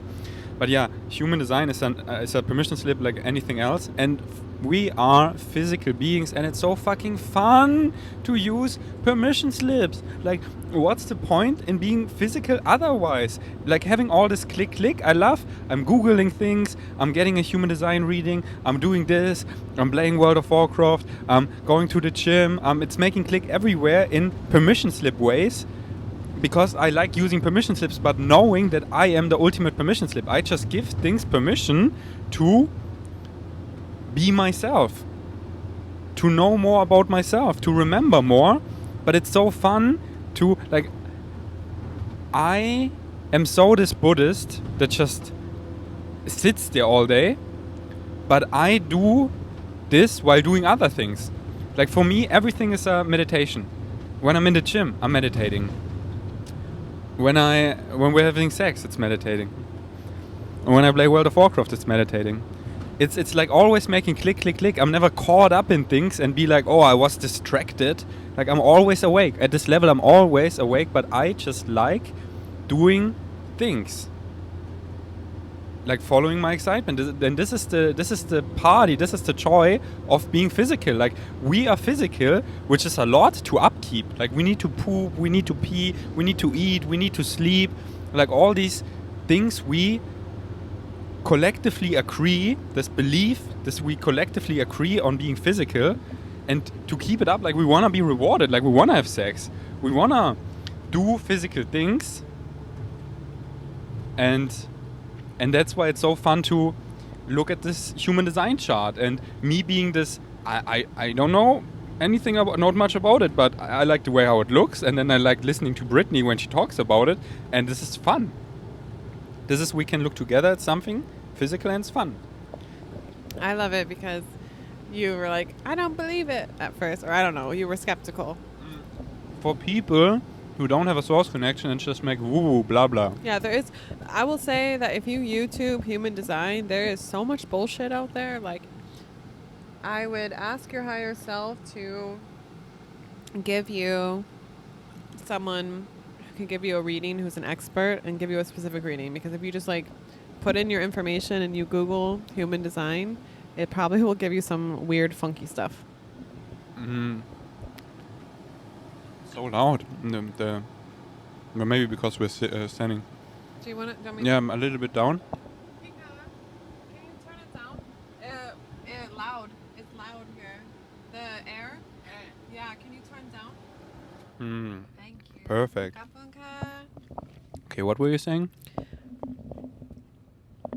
People who have Oh, I was saying that if you Google it on YouTube, there's so much bullshit out there of like people who don't have a strong source connection, just like making up stuff and saying this is what human design is, and that also it's like every single chart is so specific. So there's like I'm a 5-1 generator, but that is like a lot of people. But then you look at my specific channels, and like every chart is so detailed and specific. So I would recommend getting a reading done like by an expert. It's like a 2-hour reading. This is what Faraday just had 2 days ago, where someone sits down with you and looks at your specific chart and gives you a channeled reading based on your chart of like your soul blueprint and your theme that you're here to do in this life. And then there's even every 3 months, starting from your specific birthday, cycles every year that you go through that are always changing. And synchronistically, of course, Faraday got his human design reading done on the beginning of one of his next cycle. So it was like the guy was like, today. on D-Day. Yeah, on like today, yeah, you're coming into a new cycle. Like everything's changing for you. And the Faraday's like, of course, I feel like everything's changing. Mm-hmm. So everything was like really perfect. And if you're on Copenhagen and you want to get a human design reading, you can reach out to me or Faraday, and or you can reach out to me. I don't know if Faraday cares about this, but I will definitely hook you up with some people. There's someone in German and someone in English that I really recommend that can give you a reading. Now it's your turn to eat. I'm gonna turn the podcast off and on again. I just don't want to lose the file because it's already so big and precious. Okay. What are some other physical permission slips you like to use besides human design? Sometimes I use rape, which I know you think is gross. It's basically ceremonial tobacco that it's like usually used in the tribes in South America when they're doing ayahuasca, and it clears your energy body. So it's like you spray or you shoot up ceremonial tobacco up your nose, which I know it all sounds gross, but the first time the times that I had it initially was around the time I did ayahuasca, and it was it's like the first time I was really paying attention to my spiritual body, and there was so much happening in my energy field, and it was really helping me to clear a lot of my energy. So sometimes I use that. Like when you and I got together, I kind of stopped using that. I also really love going to the sauna. Like I know we haven't gone in a while, but Why did you stop using it? I felt like when we got together, our vibration, so each of us had a high vibration already. And then when we got together, it went to this super high level where like it was almost too much for my body to handle. And when I'm in that mode, I've had these a couple times where I've had these like hard upgrades, I guess I would say, because it's just like this big shift. My body feels really ungrounded, and when that's happening, when I'm feeling ungrounded, I usually just stop everything and do like a reset. Like I wanted to take everything out because I wasn't sure what was making me feel ungrounded or what would help or what would make it worse. And so I just stopped everything that I was doing and just was sober, or like completely like taking away everything, and then slowly was adding things back to see if it felt better. How I call it, it's like everything are permission slips, and there are permission slips to make you more awake, and there are permission slips to slow awakeness down, and there are permission slips to make you more grounded. And because us becoming together, it's like the ultimate waking up permission slip of it's like, but then we want it in a way where it feels good in our bodies. So we were not excited about permission slips that wake us up even more, like for me DMT, for you rapé, things like that. And we were way more excited about permission slips that make us grounded, so we can hold this level of consciousness in our body that it feels good, because we don't want to use permission slips to numb us, to reduce our level of consciousness. Like, oh yeah, we separate physically and I get a job and like some system shit to slow it down. Start drinking alcohol. Yeah, like no, but we were excited to use permission slips that we stay grounded, and then like we got massages, we got a Shakti mat, we go to nature daily, we know now when we're getting to a point like it's getting too conscious, and we talk about some other things and watch movies and Shakti mat's really nice. You can Google it. It's called Shakti mat, and it's like this. It looks kind of like a foamy, smaller yoga mat, and it has spiky things on it. And it really, you just lay on it for 20 minutes, like listen to something on your headphones, and it really helps you ground in your body, and it's completely safe. It's like really good for your body, and actually really good for your circulation, your blood flow, and everything. I've been doing that like twice a day sometimes. And then I found that I smoked weed, like THC weed, and that, again, weed's legal here in Thailand, so it's completely legal. But I tried it. I used to smoke weed a couple times a week, sativa, and I really liked it in the past. But that was when I was more embodied and needed to be more awake.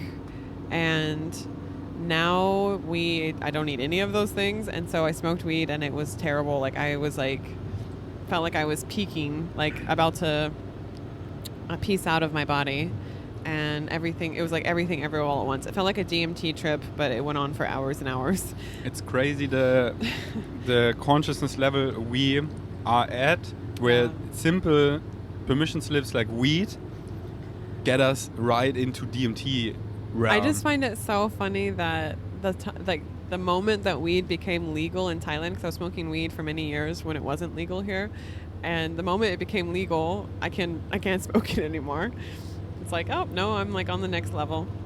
But something that's been really helping me, and I highly recommend for people if you wanted to try, is CBD flower, like smoking CBD flower. So I never really liked the idea of I've tried like CBD drops, like the liquid drops before, and I just didn't like them. But smoking a tiny bit of CBD flower, like it looks like weed, but it's just CBD. There's no THC in it. There's no like actual thing that will get you high.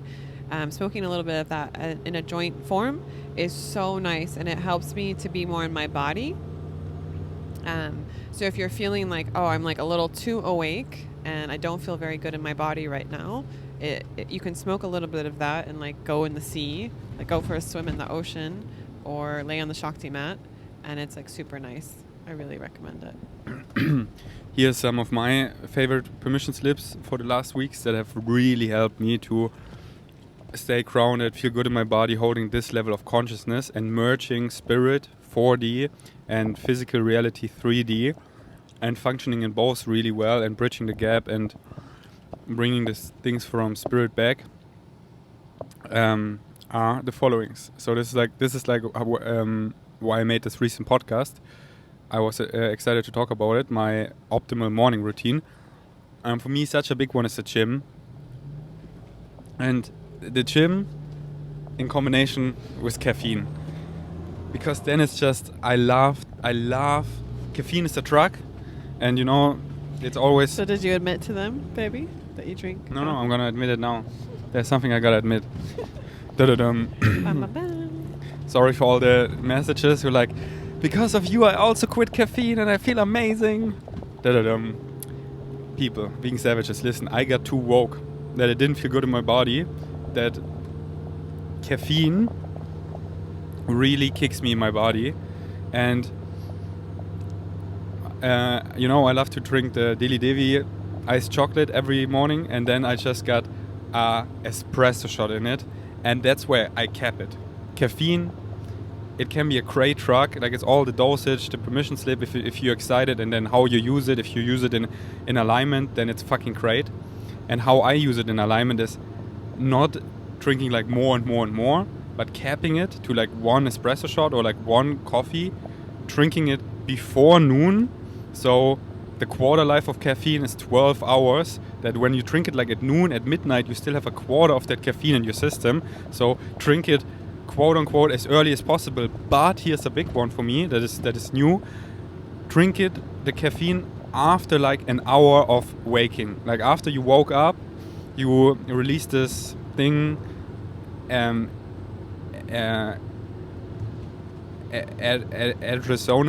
no, I don't know, adenine, something like that. And this is like showing you how tired you really are, and what caffeine does, it suppresses it. But then when the caffeine wanes off, you get this crash. But when you release it naturally and then experience how tired you actually are, like your real state, and then when it's out of your system and then you drink caffeine, this is how I recommend it to avoid the crash. So you're saying wait an hour, actually wake up if you want to. Yeah, and for me, I wake up and I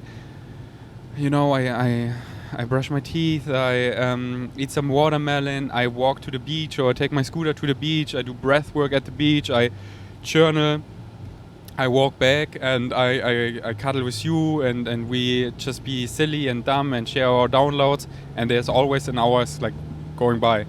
I cuddle Afro. I love our mornings, it's so amazing. And then using the caffeine rush for like the gym, I love it. The gym so or like deep all work. Of that, you get a coffee. Yes, exactly. But I need to say also, just a little caveat here, listen to your body. Yes, just baby. Because Faraday is drinking coffee again doesn't mean everyone should drink coffee. I personally will probably never drink coffee again. I don't know. I don't want to say that. But I just know that like I have gone off and on coffee for many years, and my body in its natural state functions so much better without coffee. Like I'm so sensitive to caffeine that drinking a cacao, I feel like I had drank like 2 cups of coffee. So please just listen to whatever your body wants. It's good to go off of coffee for a while to try and see what your body feels like without coffee, and then choose whatever feels good for you. It's a drug. Coffee's a drug. You can use it as a tool. It's a permission slip, because I don't like the word drug, because many people have the definition that drugs are bad. And I don't think drugs are bad. Yeah, you see, but many people, but yeah, that's why it's about changing the definitions. Like drugs are permission slips. It's like this big toolbox, and you can open this toolbox and look in, and these permission slips are not exciting for me at all. I can see how they get addictive and harmful. Oh, these permission slips, like these psychedelics, I'm really excited about. They can really help me wake up and da-da-da. So many people just never open this toolbox and put drugs is bad. And then So I'm here to invite you to see it as a toolbox, as permission slips, and open it and just, follow your excitement and always, educate yourself. That's what I'm saying. Educate yourself. It's like listen to your body when you get excited about something, and then educate yourself. That you're like, oh yeah, but what if? Yeah, that all your fear around it, you educate yourself around it, that you're like, oh yeah, I feel good with these da-da-da. It's all about feeling safe, creating safe spaces, safe use. Back to my point, I predict that I'm also gonna go off caffeine for the long run, but right now we are 2 twin flames, 2 gigantic forces of nature. I wanted to say clashing at each other, but I use not these dramatic, negative, these. Yeah, Brittany also woke me up that we so often use these words like, I'm gonna smash her, I'm gonna smash the gym, I'm gonna destroy her pussy. I'm gonna destroy her. Like, why are you destroying pussies? You need to honor them and worship them and treat them really beautifully. Why would you say, I want to destroy it and have that be a positive thing? why would you? Thank you for waking me up to that. So when we came together, it's this amazing honeymoon that is so much in 4D that we wanted to also feel just as juicy as it feels in spirit, to feel physical. That's why right now, in this adjusting period, caffeine for me is a great permission slip. And especially just this one espresso shot. Like today, you know, I don't drink a coffee and I don't even think about it. Because it's like we're doing this, but I'm not tired in the morning because I like the rush and the boost to use it for training and or deep work. And deep work, I love going to co-working spaces, and I mean that's how I started. Now I'm at this point, I don't have this resistance anymore. I can do the deep work also at our nice home, the nice home where we will go. But before that I had this resistance because we were so in spirit that I haven't done 3D things like what I wanted to do, things like X-rolling from Germany in a while, and then there was this resistance. And at our home it's this beautiful LSD, MDMA frequency where we soberly in, and I wanted to keep that. So I went to places where other people around me are quote unquote being productive, and I already X-rolled from Germany. It's already done. So all the things I'm now so in the groove of doing, I'm so into it again, and like working so well in 3D that I don't even need a co-working space that is not feeling maybe the best in my body, but was a great permission slip to get things done. I wanted to get done because every choice has a consequence, you know, and there are things I wanted to do, like X-rolling from Germany is so abundant, it's so much more freedom, it's so much more money. That's why I did it. How's that going? I'm sure people want to know. How's that going? It's already okay. In short, it's really simple. I mean, it depends. When you have like a big company in Germany, like a GmbH or AG or something, and then it's like more challenging. But if you have a simple Einzelunternehmen, it's like a one-man company, it's really simple. The 3 basic things is you cannot have a permanent residence in Germany, or something that could become that you cannot, like I own an apartment in Berlin, and I could rent it long term, but I need to rent it long term, but then I would still need to pay taxes in Germany. So I'm having a broker on it and he's selling it. So you cannot live in Germany obviously, but there's like you can be in Germany less than half a year, and there are like these 2-3 sentences in the Gesetzbuch. It's like the law book. It's like what is paragraph? Paragraph? Paragraph? Yeah. Is it like the paragraph? It's like the law symbol for. We would call it a clause. Okay. Doesn't matter. And it's like this. It doesn't say much, but there's basically these 3 rules of thumbs, which is don't be longer in Germany for more than 2 months, and then go out of Germany for at least 3 weeks, and don't be longer in Germany for half a year, but better not be longer in Germany per year, like 4-5 months. And this is perfect. Like I don't want to be more in Germany anyways. And then this is the first step. The second step is Abmeldeformular. It's like your X-rolling paper, and it's just you can just email it to them, or you send it per post. You don't need to go there. I just emailed it to them, and I'm like I move out of this apartment and I go to Thailand, or you say like I'm going for a multiple world traveling journey, or it's like unknown the place where I go to, and then they approve it. They mostly it's really easy. And then the third step is to X-roll your company, and that's so easy. Gewerbeabmeldung. It's also just a paper you fill out, and you just it's out.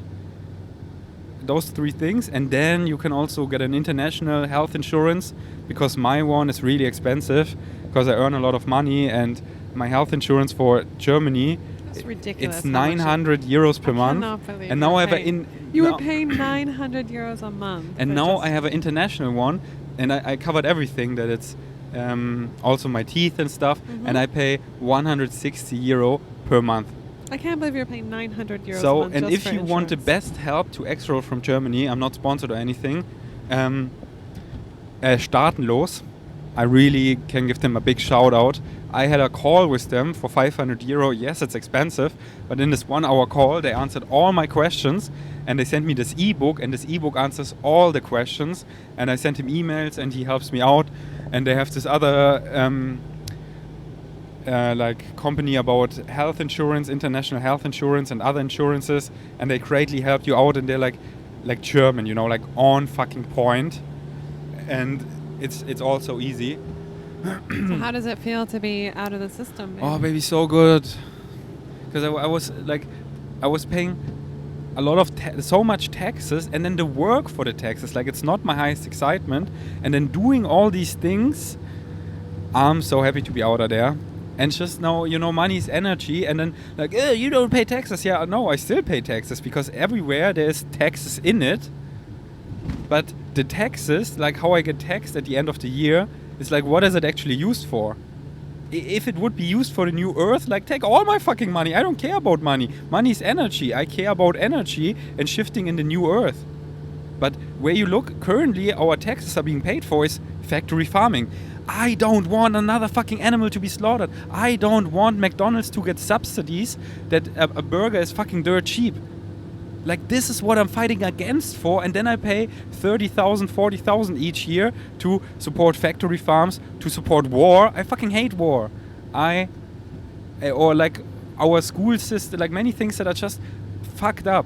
And of course, my taxes also go to things I support, like building new parks, making bicycle roads, having a better infrastructure for safer ways, for da-da-da. Like, it's great, but I want, like, overall, it's fucked up. That's why I want to let my energy flow into things I support full-heartedly and have so much more space in my life to not find all these invoices, but just flow.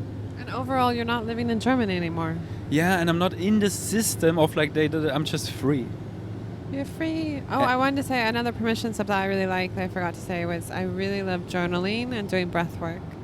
And you started doing it now, and you really love it now, yeah? Every morning, breath work. I never want to go back. This is like a keeper for my life.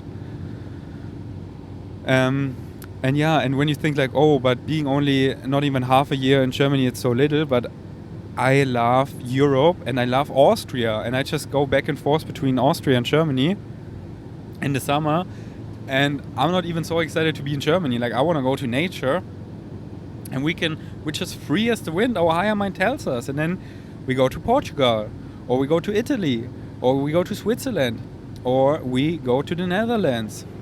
But yeah, in Germany, Munich, where my family is, I love my mom, I'm excited to hang out with my mom.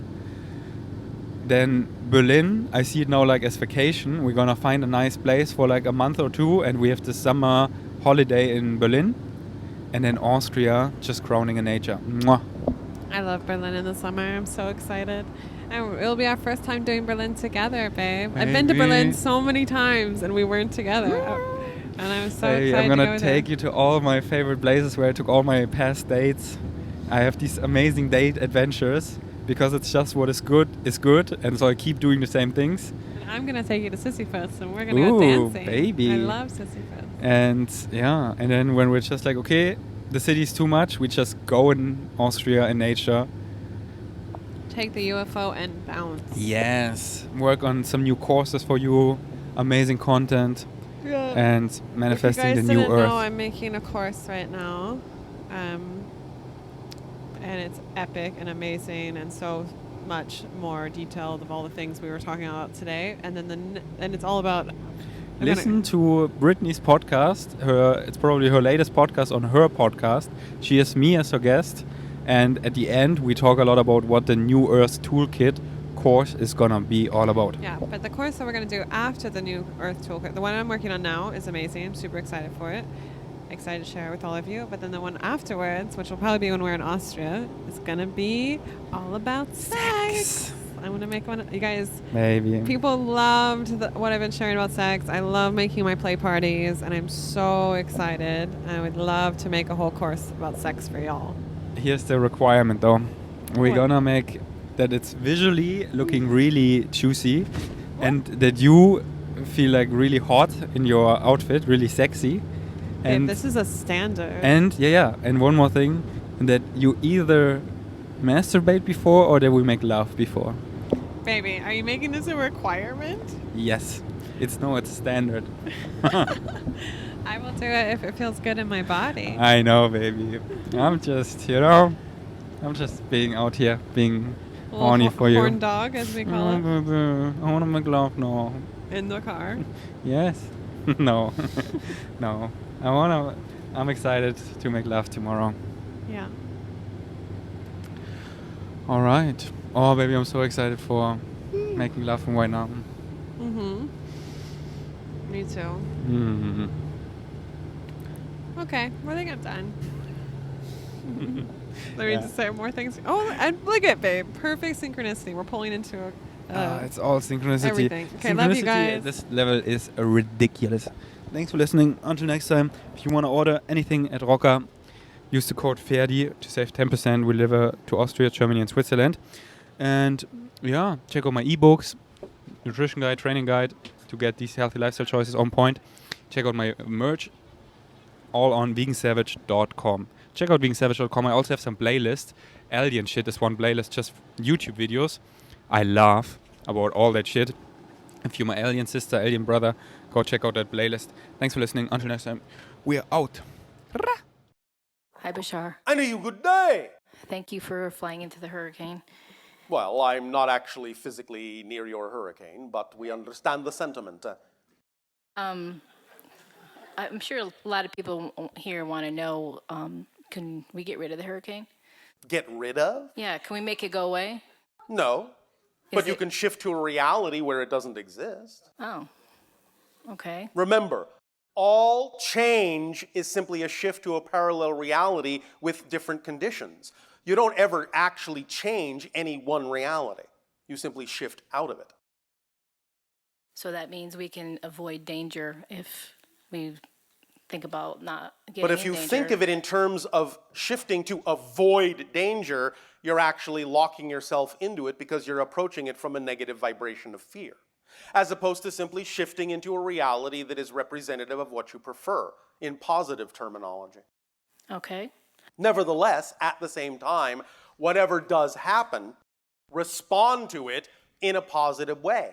Because it's not about whether the outside changes, it's about whether you change in relation to it. That's what tells you you've actually changed. Not that the outside has changed, because very often the outside will not change because all things on the outside are just illusions and can serve double duty. And if you respond to it in a different way, other than the way in which you used to, that you say you don't prefer, then you've proven to the universe that you've actually changed, and then you give the universe the best opportunity to reflect the change in an outward illusionary way. But it isn't about whether or not the outside changes. It's about whether or not you respond differently, even if it stays the same, that proves you've changed. Make sense? Yes, thank you. Again, remember, physical reality is just a mirror. And if you see the reflection in the mirror frowning, you don't go over to the mirror and try to change the expression on the reflection's face. That will never work. When you change the expression on your face, then the mirror's reflection has no choice but to smile back at you. Nice. But if you make it a condition that the reflection has to change first in order to prove that you're happy, then the mirror reflection will continue to frown because it can't change before you do. Make sense? Yes. Does that help you? Yes. So again, remember what we said about allowing whatever is happening to be what needs to happen, because the paradox is when you allow what is happening to be what needs to happen and have a different attitude and energy toward it, you give it the best opportunity to let you shift to a reality where another reflection can be given to you. Not that it has to. You just give it the best opportunity. You give yourself the best opportunity to shift when it doesn't matter whether or not you do. That's the paradox. Because you know that no matter what happens, it's only going to have a positive effect in your life. Why? Because you say so. Is there anything that would contradict you? No, only you. Make sense? Yeah. You see, many of you think that somehow there's some force that can countermand you, but there isn't. There actually is, in that context, in the way that it's been said on your planet, in the way it's been phrased, there actually is no will of God. There's no such thing. God's will is your will, because you are God. You are all aspects of creation. And thus then, whatever you decide is true for you is the will of God for you. Because the whole idea is that you were created to be a unique facet, a unique aspect of creation. And if you don't act like the you were created to be, then in that sense, you're not being true to yourself. You're not actually being true to the aspect. Now, yes, you have the ability to explore the experience of not being you, but you can't actually not be you. You're always you. So the idea in all the things we're talking about has nothing ever to do with the idea that you're not actually yourself. It all has to do with the idea that you've created an experience as if you're not yourself. All it takes is the realization that that's impossible. And then you will simply be yourself if you choose to be. So it doesn't matter what happens, because you can always know that you can be yourself relative to that thing, and thus as yourself, that thing must be in your life for a reason, a positive reason, because you say so, because that's who you are, because that's who you prefer to be, and therefore you will have a relationship with it that will give you the same effect as the meaning you put into it. Because there is no meaning to life automatically. Life is meaningless. That's a good thing. Because you are designed to give life meaning. That's your power as a creator. You give life meaning. So life has no meaning other than the meaning you give it. And the meaning you give it determines the effect you get, no matter what it looks like. Make sense? Yes. Does that help you? Yes. Why, thank you. I have a couple other questions. Well, we'll see. What was it? Oh, one of the ones you mentioned the story writing, and Joseph Campbell's The Hero's Journey came to mind. Is that a good story to follow? I mean, to write your own story? Do you think there was a reason why you thought of that as opposed to anything else? No, because I'm a fan of Joseph Campbell's, and you used. Well, there you go. Whatever you are attracted to is what works for you. Whatever you're not attracted to doesn't work for you. Use what you are attracted to. If you change your mind about what attracts you tomorrow, use that. But the point is whatever you're attracted to because that's what's working for your vibration right now. So yes, you don't have to ask, will this work? You can decide this will work or it won't. Because remember, all tools, all techniques, all rituals, all objects is just a permission slip. That's all it is. It's something that allows you to align that idea, that trigger, that tool with your belief system to allow yourself to give yourself permission to be more of who you are. Those things aren't doing anything anyway.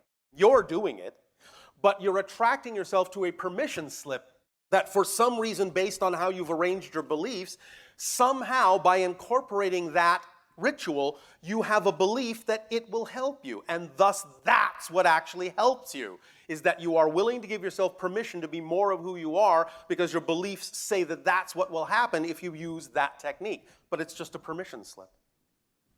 So it's up to you to decide when you do and don't need those permission slips. And if you understand that everything is a permission slip, then anything can be a permission slip. And you can recognize that whatever you are excited to use, whatever you're attracted to use, will be the permission slip du jour. And if it changes tomorrow, as most menus often do, then that's what will work for you that day. But that's all it is. It's your permission slip of the moment. Does that make sense? Yes. Does that help you? Yes. And? It was interesting to hear your topic tonight because I have been contemplating having a new career. Ooh, contemplating. For a long time, actually. For a long time, contemplating. And one of the questions I keep asking myself is, in order to be on this new career, Yes. should I tell a story about myself? Yes. and you kind of answered my question because Thank I you. was going, Actually, you answered it by attracting yourself here today. yes. And it's Synchronistically to amazing. hear what you needed to hear. So you answered it. Yes. You understand that? Yes, and it's You really did. amazing. You answered it. Because what are you hearing right now? All you're hearing, all of you, is your own higher mind disguised as us. Tricky, aren't we? Yes, you're very tricky. And so are you. We are also a permission slip. Even though we are a real being unto ourselves, we are just a permission slip for you in the sense that what you're actually talking with is your own higher mind, but you're allowing your higher mind to be disguised as us to give yourself permission to listen. Because for some reason you think you'll listen to us more than you'll listen to yourself. But you're only listening to yourself. You understand? Yeah. Does that help you? Yeah, it does. And And your career, your excitement would be what?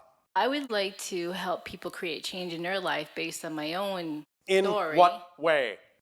Specifically, what actions represent the idea of that particular creative expression that excite you the most? Well, I just realized that people have a lot of behaviors that they would like to change, and I have, over the years, accumulated different methods to do that. So you will use your imagination to apply all of this and bring it together in some sort of permission slip that might be of assistance to those that attract themselves to it. Yes, and I was one of the questions is, should I use a personal story? And obviously the answer is yes. If that excites you the most. Well, I think they will relate to If that excites you the most. Yes, it excites me the most. Whatever excites you the most will attract those who can relate to it. You understand how that works? Yes, and it makes a lot of sense. Yes. There are no two in that sense. You understand we have said many, many times the idea of coinage on your planet. You have a coin, it has two sides.